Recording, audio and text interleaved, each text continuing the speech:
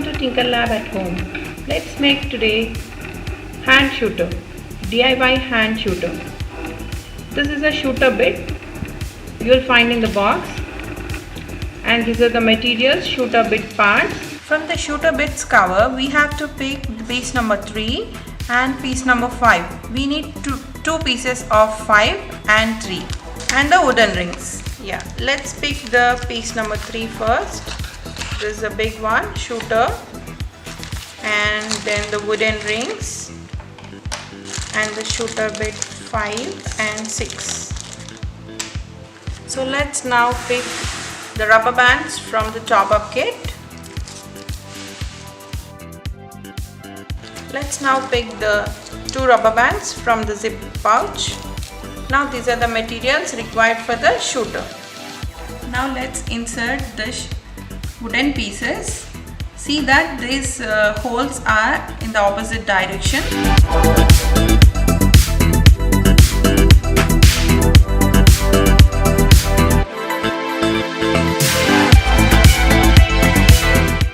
Now let us slide the bit number 3 inside the shooter bit and take the rubber bands. Now loop the rubber bands.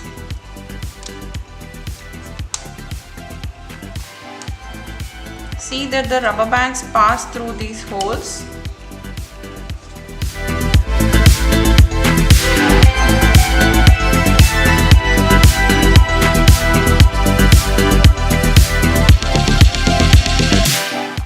Now our shooter bit is ready to shoot.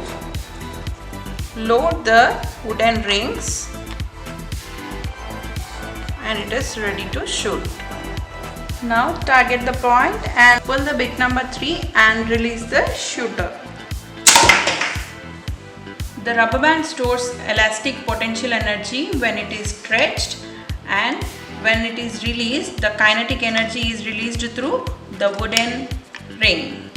Happy tinkering and happy doing!